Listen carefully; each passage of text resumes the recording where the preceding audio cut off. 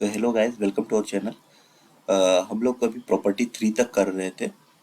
Property 3 तक कर लिया था। तो प्रॉपर्टी नंबर 4 में है कि if each elements of a row और a columns of a determinant is multiplied by a constant K, then the value of new determinant is K time the value of the given determinant.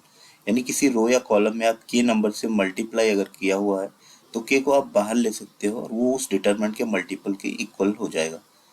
ठीक है, ये हो गया property number 4। So the next property number 5।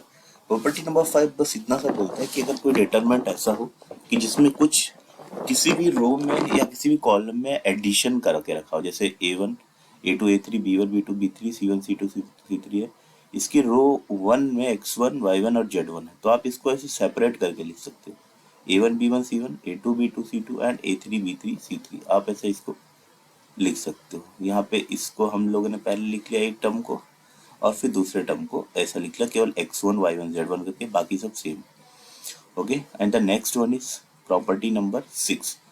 Property number 6 ये बोलता है कि कभी भी अगर आपके पास एक डिटरमिनेंट दे रखा है और उसको आप किसी भी R1 में के टाइम्स करके R3 में ऐड करोगे तो जो उसकी वैल्यू है वो वैल्यू सेम रहेगी। वैल्यू पे कोई फर्क नहीं पड़ेगा, इनकी वैल्यू सेम रहती है। ओके, ये हो गया। एंड प्रॉपर्टी नंबर 7 ये होता है ट्राइंगल प्रॉपर्टी। ट्राइंगल प्रॉपर्टी ये बोलता है कि if each elements of a determinant of above or below the main diagonals is zero, then the value of the determinant is equal to product of its diagonals elements। मतलब ऐसा, ये देखो, चाहे ऐसा ऐसा, अभी ये मेन डायगोनल्स है और यहाँ पे मैन डायगोनल से इसके ऊपर का, यहाँ इसके नीचे का पूरा जीरो है और यहाँ पे इसके ऊपर का पूरा जीरो। तो जो इसका डायगोनल, जो इसका वैल्यू होगा वो उसके डायगोनल के मल्टीपल के इक्वल होगा। A1 B2 C3 A1 B2 और C3 A1 B2 C3। Okay, तो ये हो गया प्रॉपर्टीज जो हम लोग कर रहे हैं डिटरमिनेंट के अंदर। अभी नेक्स्ट हम लोग क्या करेंगे, जैसे अभी प्रॉपर्टी बेस्ड क्वेश्चंस कैसे आते हैं देखिए। जैसे मान लो आपने को कोई क्वेश्चन सॉल्व करना है, तो कुछ हमने कहा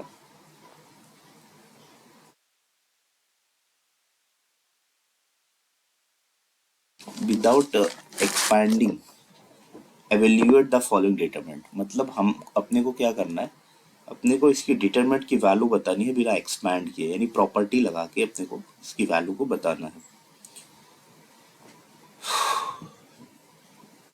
तो इसको एग्जांपल लेते हैं कोई सभी। जैसे सपोज ये तो सिंपल है, सेकंड वाला ले लेते हैं। तो सेकंड वाले में क्या है देखना ध्यान से।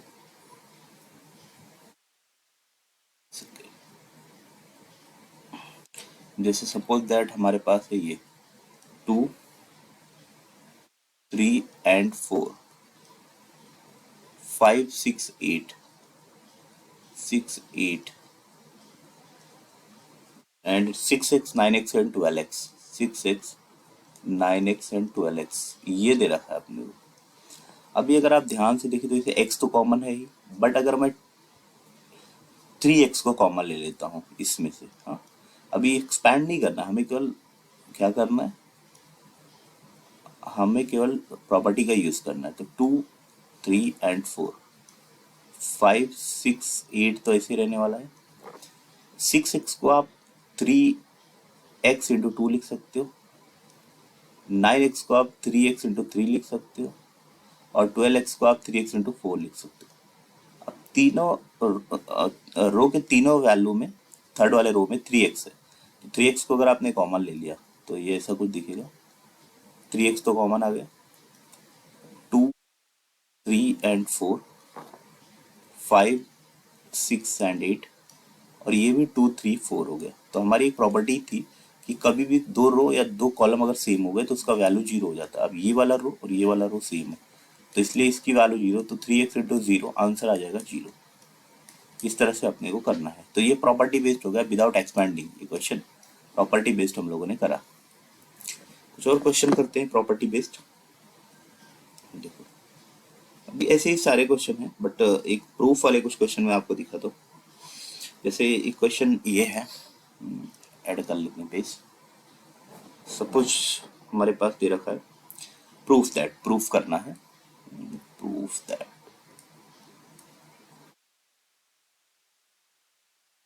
प्रूफ दैट है x plus y, okay, x plus y, y plus Z और फिर जेड प्लस एक्स, ये है अपने पास, ठीक है। और Z plus x, x plus Y और Y plus Z, Y plus Z, और फिर यहाँ पे भी वाई प्लस जेड है और फिर जेड प्लस एक्स है और फिर एक्स प्लस वाई है। और इसको हमें प्रूफ करके क्या दिखाना है, इसको हमें प्रूफ करके बताना है कि टू टाइम्स है किसके, टू टाइम्स है एक्स वाई जेड के, x Y z, sorry x Y Z, Z x y, मतलब पूरा बोलना है जेड एक्स वाई और वाई जेड एक्स, यानी इसके बराबर हमें दिखाना है ये। अभी देखो ध्यान से अगर आप इसको देखते हो, तो मान लो अगर मैं इन सबको ले जाके R1 में ऐड करता हूँ तो x plus y, y plus Z और जेड प्लस एक्स, तो अगर मैं एक प्रॉपर्टी लगाता हूँ R1 ten to R1 plus R2 plus R3 ऐसा करके, तो इससे क्या हो जाएगा, इससे ये हो जाएगा कि ले जाके हम x plus Y plus z को टू को कॉमन ले सकते हैं और x plus Y plus z को रखने के बाद कुछ और सिंप्लीफाई देखते हैं, ट्राई करते हैं। तो फर्स्ट हमने लगाया कि भाई R1 जो है, R1 में R1 प्लस R2 और प्लस R3 तीनों ले जाके ऐड कर दिया, है ना, हम ऑपरेशन लगा रहे, तो टू टाइम्स हो जाएगा X plus Y plus Z, क्योंकि two X plus two Y plus Z बन जाएगा, और यहाँ पे भी two X plus Y plus Z बन गया, और इसमें भी two into X plus Y plus Z बन गया, बराबर। और उसके बाद जो बचा वो है z plus x, x plus Y और वाई प्लस जेड, और फिर यहाँ पे भी y plus z, z plus x और एक्स प्लस वाई, ये चीज़ आ गया आपको। अब जैसे सपोज आपने टू को कॉमन निकाल दिया तो टू कॉमन हो जाएगा, और एक ऑपरेशन लगा देते हैं इसमें R1 माइनस R3 का, R1 को टेंड करके R1 माइनस R3 और R2 को टेंड करके R2 माइनस R1 और R3 को, हाँ, अगर हम R2 को टेंड करेंगे, मान लो ऑपरेशन भी साथ साथ लगा देते हैं, टू तो बाहर आ जाएगा, और सॉरी R1 पे लगाते पहले, चलो इसी द्वारा से R1 को टेंड करेंगे, R1 से R3 को माइनस, क्योंकि x चाहिए ना, R1 माइनस R3, R1 में से R3 को माइनस करें। अब ये ऑपरेशन अगर लगा, देखो टू तो बाहर हो जाएगा क्योंकि टू कॉमन है, और ये x plus Y plus z है, एक्स प्लस वाई, इसमें से वाई प्लस जेड माइनस करोगे तो एक्स बचेगा, इसमें जेड प्लस एक्स माइनस करोगे तो वाई बचेगा, इसमें से एक्स प्लस वाई माइनस करोगे तो जेड बचेगा। अब ये जो है z plus x, x plus Y और वाई प्लस जेड, ये आ गया, और Y plus z, z plus x और एक्स प्लस वाई, ये चीज़ आपका आ गया। अभी नेक्स्ट पेज हम लोग देखते हैं, है ना, ये थोड़ा सा इधर, तो जो नेक्स्ट पेज आएगा उसमें क्या दिखेगा, देखो एक्स वाई जेड तो रहना ही रहना है, एक्स वाई जेड तो रहना ही रहना है, इसके बाद में आपका z plus x, x plus y, z plus x, z plus x, x plus y and y plus z, एक तो ये हो गया, और उसके बाद में y plus z, z plus x, y plus z, z plus x और एक्स प्लस वाई, ये हो गया। फिर से हम लोग को क्या करना है, R2 को माइनस कर दो R1 से, R2 को अगर R1 से माइनस करोगे तो क्या दिखेगा, R2 ten to R2 minus R1 कर देते हैं, और एक साथ ही लगा देते हैं R3 माइनस R2 भी कर देते हैं, 3 को टेन करेंगे R3 माइनस R2, अभी दोनों ऑपरेशन एक साथ लगा देता हूँ। तो R2 में से अगर R1 को माइनस करोगे तो यहाँ क्या, देखो एक्स वाई जेड तो ऐसे ही रहने वाला है, ये क्या हो जाएगा, अगर इसमें से x माइनस होगा तो जेड बचेगा, इसमें से y माइनस होगा तो x बचेगा, इसमें से z माइनस होगा तो y बचेगा, बराबर। अब R3 में से R2 को माइनस करेंगे, R3 में से किसको माइनस करेंगे, R2 को। नहीं, इस ये साथ मत लगाओ कि अब जो बचेगा उसको करना है, नहीं तो ये तो गड़बड़ हो जाएगा इस हिसाब से। तो ये जो आएगा ना उसमें ऑपरेशन लगाओ। ये 1 सेकंड से y प्लस जेड और z plus x and x plus y. अब नाउ R3 को टेंड करो, R3 को टेंड कर दिया, यहाँ पे लिख देता हूँ। हाँ चलो, R3 को टेंड किया, R3 माइनस R2। तो अब ये जो बचा ये क्या बना, यहाँ पे लिख देता हूँ। 1 सेकंड, R3 को टेंड करा R3 माइनस R2 में, तो अभी ये क्या बनने वाला है। अच्छा, जो ये एक्स वाई जेड तो ऐसे रहने वाला है, और जेड एक्स वाई भी ऐसे रहने वाला है। वाई इसमें से जेड माइनस करोगे तो वाई हो जाएगा, इसमें से एक्स माइनस करोगे तो जेड हो जाएगा, इसमें से वाई माइनस करोगे तो एक्स हो जाएगा। अब x Y Z, Z x y और वाई जेड एक्स, है ना। तो ये आपका एक तरह से, अच्छा यही प्रूफ करना भी था आई थिंक। देख लेते हैं एक बार प्रूफ क्या था। X Y Z, Z x Y, Y Z X आ गया प्रूफ होके। तो यही आपका, ये बन गया आपका आर एच एस। ठीक है, इस तरह से प्रॉपर्टी लगा के हमने प्रूफ कर दिया। और ये सॉरी, ये तो जो 2 टाइम्स चल रहा है उसको लिखते जाना। हाँ वो तो मतलब वो तो है 2 टाइम्स। ओके, इसी तरह से आपको कर रहे क्वेश्चन प्रूफ वाले। आपको आपको क्या करना है कि जो प्रॉपर्टीज है उसी का यूज करके और क्वेश्चंस को सॉल्व करना है।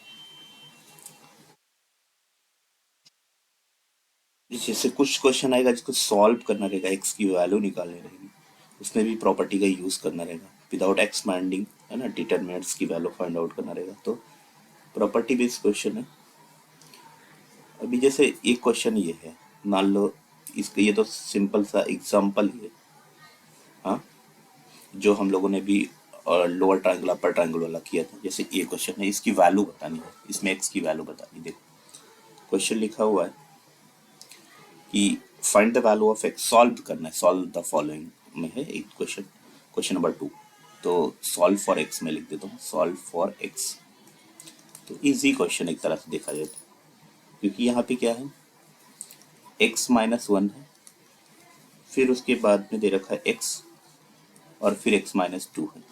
ओके, और फिर उसके बाद 0 है, फिर एक्स माइनस 2 है, और उसके बाद एक्स माइनस 3 है। फिर अपने को फिर 0 है, फिर 0 है, और एक्स माइनस 3 है, और इज इक्वल टू 0 दे रखा है, इसकी वैल्यू 0 दे रखा है। अब अपन ने एक प्रॉपर्टी सीखा था कि उसमें ये दे रखा था कि जो डायगोनल के नीचे की सारी वैल्यू अगर 0 होगी या ऊपर की सारी वैल्यू होगी तो उसका जो प्रोडक्ट होगा that will be the determinant, that will be the value actually. तो इसका जो वैल्यू होगा वो होगा x minus 1, x minus 2 and into x minus 3। ये इसका वैल्यू हो गया, और इस ये 0 के बराबर है। तो सिंपल सी बात है, अभी तीनों फैक्टर है तो इसका जो आंसर आ जाएगा एक्स इज इक्वल टू 1 2 3, हो गया answer, simple, with the help of property, with the help of property. उसके ऊपर वाला एक क्वेश्चन है, उसमें ऑपरेशंस लगा रहे हैं। हाँ, ऑपरेशन लगा के उसको सॉल्व करना है एक्स की वैल्यू, और बाकी ऐसे क्वेश्चन, सारे क्वेश्चन ऐसे ही करने हैं, ऑपरेशन लगा लगा के सॉल्व करते जाना है।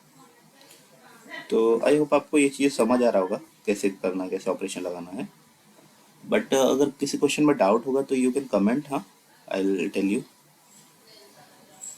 तो कभी रो का लगाना है, कभी कॉलम का लगाना है, हाँ, बस देख के उसको समझ के सॉल्व करते जाना है। So the next topic will be the Cramer rule, how to find out the value of X Y and Z, है ना, वेरिएबल की वैल्यू कैसे निकालते हैं with the help of determinant. So यहाँ तक आपको समझ आया होगा। तो thank you very much, thank you.